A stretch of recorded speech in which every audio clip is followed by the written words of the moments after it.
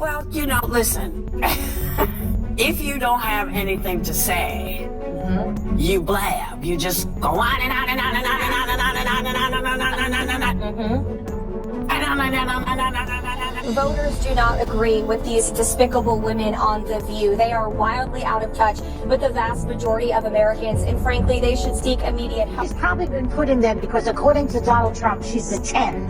You know that's what it is. I want to be clear, though, it's not her first job. It was her first press briefing. She worked in the previous Trump administration. I'm going to stop listening to you if you continue to attack my colleagues.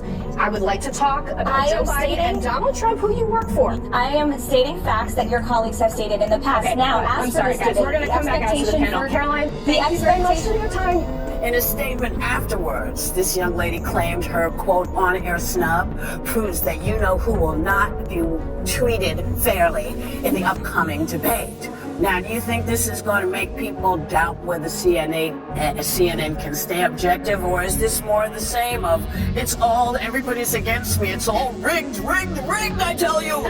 Is everything rigged? No, it's their MO. That's what they do. Rachel Maddow said last week, she's like, if the election is lost, it was rigged. If there's a debate, then the moderators are probably biased and they're prejudiced against me. Divisive and disgusting speech that any president, certainly in my lifetime, has ever given. He essentially waged war on half of the country by saying that we are all a threat to democracy because we believe in putting America first. It's not radical to want to put your country and your own people first. It's not radical to want to have a strong border, a strong military, and to unleash the might of your own economy, not economies around the world. We have seen cultural Marxism trickling its way through every institution in this country.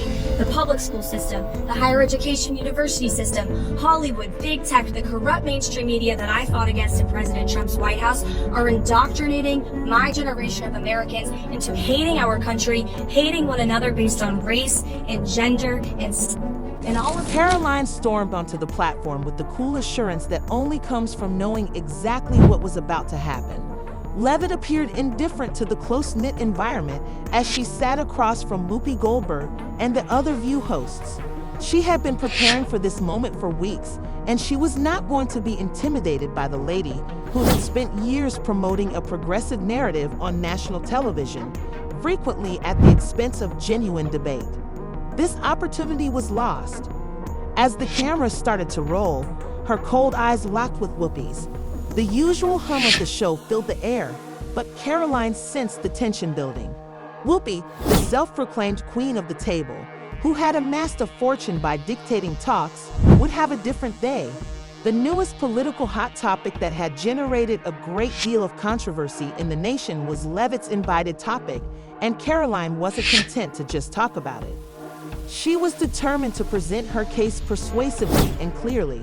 She was not trying to be polite or to respond with any kind of preparedness. Whoopi began by showcasing her signature flair for theatrics. I'm glad you're here, Karoline, but I want to know what you think about the idea that conservative views are outdated and ought to be abandoned.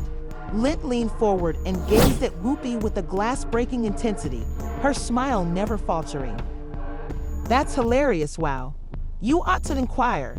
Karoline started off smoothly but lightheartedly because, as you know, I've been considering it, and I think your opinions might be a little out of step with reality.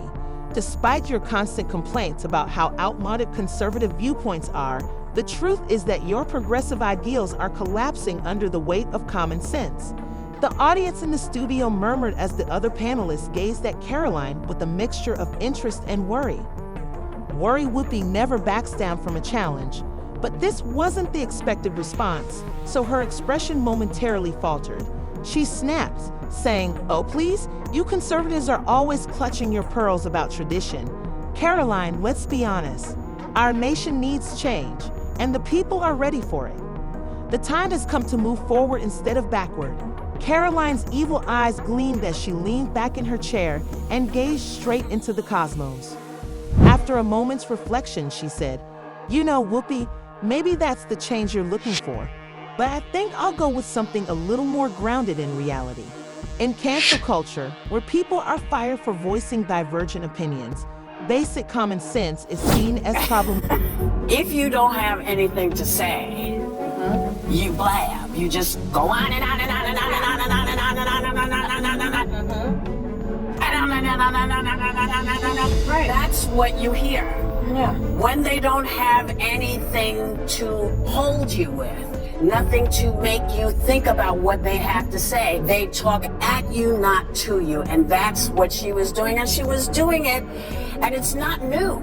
No. But everybody's hip to you all now.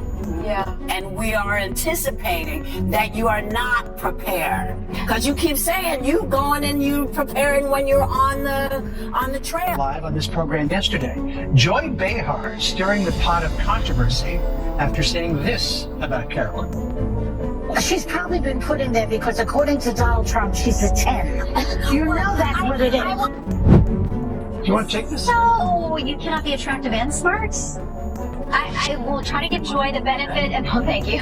I try to give Joy the benefit of the doubt that she didn't see that briefing. Because if you saw that yesterday on numerous topics, no big binder, I think she might have had a different impression of this young woman who held her up. You would have to give her the benefit of the doubt that she did absolutely no research or reading about anything dealing with Karoline Leavitt before she made that remark. Because Karoline Leavitt she went to St. Anselm College, she worked for WMUR. She lost by 8 or 9 points, but she still put on a good campaign. Then she was the press secretary for the Trump campaign, going on TV literally every day. Well, heavily pregnant and a new mom. Yeah, she's a new mother. And then she goes out yesterday and gives and this is speaking very objectively, because I've watched every press secretary since going back to Marlon Fitzwater. Yeah, I'm that old. And she went out there for her very first briefing at the age of 26. Yeah, I was the youngest press secretary ever, and did a terrific job. Yeah. I would like this young lady this is her first job, I would like her to do a little homework. Because she said something yesterday that really pissed me off. And that was, she said, there will be no wokeness here. Oh, yeah. Let me explain something to you. Because without that wokeness, you might not have that job. Yeah. Because women were not invited to that table. Women were not invited to many tables in this nation. The reason we fought and busted our behinds to make sure that you didn't have to worry about this. And now to hear you talk about it and to hear anybody talk about the wokeness was put in place for a reason. Because black people couldn't get into colleges. Because women could not get into the colleges they wanted to go to. This is all women. See, this is not black, Asian women. This is all women. Women were not invited to this party. It was amazing. The room went silent for a minute as she seemed frightened, but she soon calmed down and tried to keep her cool. We're talking about cancel culture now, and you conservatives are mad because you can't say what you want without getting into trouble. Karoline shook her head and laughed. No whoops, she said. The fact that people like you are getting too basic irritates me. Using decency as a political tool, even if you want to lecture the rest of us about progress, it seems more like we should alter history to suit our tale every time you bring it up. As the tension in the studio increased, the audience let out a few gasps, and Whoopi's voice leaned in as she spoke clearly. You're getting up and acting like yourself out here. Even if traditional values are seen as the moral high ground, all I hear is a dread of progress and change. Karoline smiled this time and took a small step forward. Her tone was lighter, but she conveyed a sharp fear of advancement. Whoops, I worry about a future where the freedoms we have accumulated in this country, freedom of speech, personal accountability, and the capacity to disagree without losing one's job, are given up for an unachievable utopia. Her words hung in the air like a challenge as she paused. Karoline, just getting started, looked around the table with gleeful glints in her eyes as the other hosts sat still, not knowing how to respond. She said, your model of progress is flawed because it is based on a fairy tale, where people live in a world free from harsh realities, where everyone agrees and nobody's feelings are ever hurt. However, the real world isn't like that. You can't simply ignore disagreements or make others agree with you, and guess what? Oppression, a habit referred to as democratic living. Before Whoopi could complete her answer, Karoline lifted her hand once more, indicating the floor.